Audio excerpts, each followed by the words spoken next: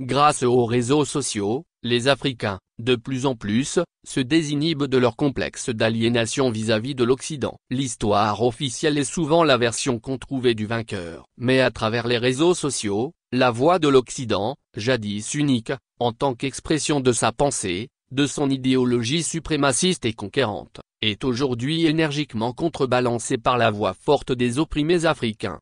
Cette voix africaine qui doit être aussi une voix vers le futur, s'exprime dans l'espace public à travers trois concepts que sont le panafricanisme, le mythe d'un passé glorieux, donc d'un présent fait d'échecs, et l'identité du panafricanisme. L'Afrique contemporaine, au vu de la faiblesse de l'offre idéologique interne, est noyée sous un flot incontrôlable d'offres idéologiques d'origine diverses qui l'affaiblissent. Ces offres viennent de l'Occident pour l'essentiel. La prolifération des sectes chrétiennes et musulmanes dont les manifestations extrémistes sont le fanatisme sectaire et le djihadisme, les spiritualités asiatiques, des mœurs étrangères contraires à certaines de nos valeurs, la mode, les idéologies politiques européennes du XIXe siècle, socialisme, communisme, libéralisme, capitalisme, fascisme, trotskisme, nationalisme, etc., accaparés sans réflexion par la classe politique africaine sans grande imagination, englués dans le suivisme colonial et la cancrerie, le rejet de nos cultures par des néophytes écervelés dont la conversion fanatique et approximative établit une hiérarchie culturelle et idéologique qui place, comme l'avaient fait les colons criminels, l'Afrique toujours au bas de l'échelle par rapport au modèle occidental frauduleusement imposé comme incontournable.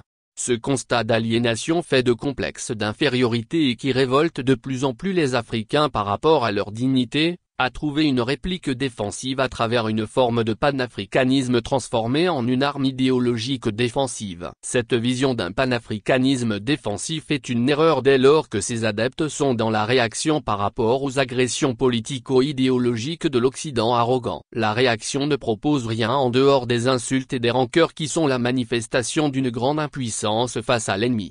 Le populisme extrémiste qui s'est imposé lors des coups d'État militaires en Afrique de l'Ouest, lesquels ont été des occasions d'affrontement entre des puissances étrangères impérialistes, France, Russie, États-Unis d'Amérique, Union européenne, sur le continent africain, a souvent rendu inaudibles des analyses de fond au niveau des débats au profit des anathèmes, du racisme et de la xénophobie. Mais ce populisme ne s'est jamais soucié de savoir si les putschistes ont un programme de développement en voulant s'éterniser au pouvoir pour ses délices, dans des transitions qui s'éternisent. La montée d'un pouvoir kaki médiocre et liberticide n'est que l'expression de l'échec des politicards civils qui ont conforté le néocolonialisme et les mœurs politiques mafieuses. Ils sont responsables de la régression généralisée des démocratisations en cours sur le continent. Le panafricanisme en tant qu'idéologie, s'il se veut porteur, doit définir clairement son public, ses ennemis et son objectif. Il doit être porteur d'espérance pour rallier le suffrage des peuples africains spoliés et opprimés sous des gouvernances kleptocrates,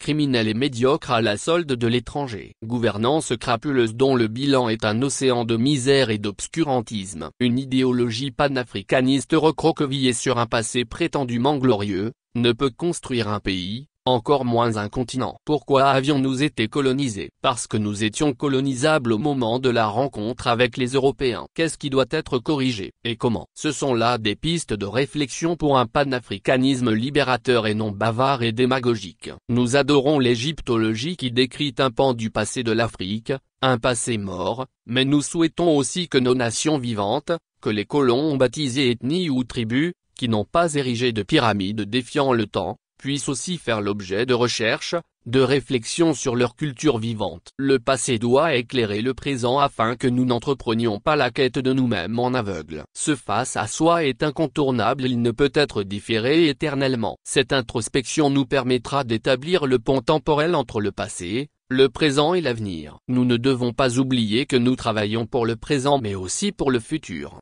La transmission de l'héritage générationnel. Comment ne pas s'indigner quand nos manuels scolaires d'histoire font implicitement débuter l'histoire des peuples africains avec la colonisation de l'homme blanc. Le terrain de la recherche historique est vaste pour combler les zones d'ombre. Que les États africains mettent les historiens au travail en leur accordant les moyens de la recherche. L'option de la vérité est incompatible avec le recours au mythe. au passéisme, aux illusions et donc à beaucoup de mensonges. 2. Du mythe. Le mythe présente la société telle qu'on voudrait qu'elle soit. C'est une conception de l'esprit en total divorce avec la société réelle et le présent. Au niveau d'un projet de libération et de développement, c'est comme si les tenants du mythe proposaient de poser les fondations d'un immeuble sur du sable. Il s'écroulera infailliblement. Des gens qui n'ont jamais fait d'égyptologie ramènent tout et n'importe quoi à l'Égypte antique dans l'anachronisme le plus total, manifestant de la sorte une ignorance crasse qui débouche souvent sur un infantilisme débile. Le bon sens requiert que l'on étudie d'abord ce dont on veut parler avec compétence et crédibilité. Parler au peuple africain dans une situation de domination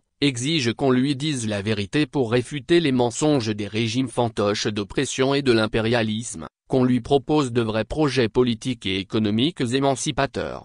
On ne combat pas le mensonge par le mensonge. Beaucoup de soi-disant influenceurs, de véritables maquignons, s'inscrivent dans ce créneau de la manipulation. En croyant défendre l'Afrique par le mensonge, ils l'enfoncent au contraire en disqualifiant le discours panafricaniste par un côté farfelu propre aux médiocres, aux cancres et aux affabulateurs. La tâche qui incombe à tous les Africains qui se situent sur le front de la libération, est si vaste qu'elle n'a pas besoin de mensonges. Le projet politique ne peut faire l'économie de l'identité. 3. De l'identité. Le projet politique adossé à une vision ne se fera pas par le mythe mais par l'étude de nos sociétés multiethniques, de nos cultures et de nos langues. C'est en les réhabilitant que l'on extraira nos identités ethniques de la gangue asphyxiante des préjugés et de l'aliénation. 2 écueils menacent présentement le panafricanisme. Son image passéiste auprès des jeunes et des anciennes générations, d'une part, et le populisme brouillon et opportuniste, d'autre part. Consacrer l'essentiel de son énergie à combattre les impérialistes en oubliant ses suppôts au pouvoir,